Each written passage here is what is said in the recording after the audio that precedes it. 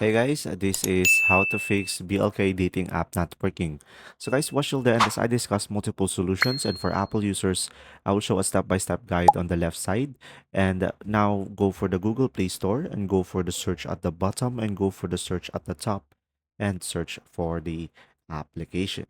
And now from here, just simply tap on the app. And when there is an update, you should be able to update it over here.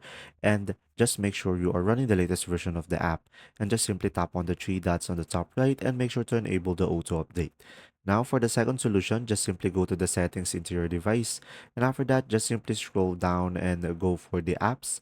And now just simply go for the BLK app over here and go for the storage and tap on clear cache and you should be able to fix it.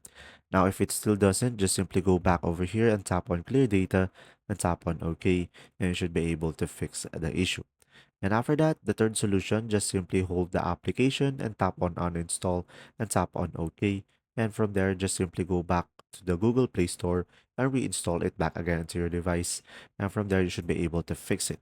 And there you go. If you still have any issues, just simply comment down below and I'll do my best to help you out. See ya.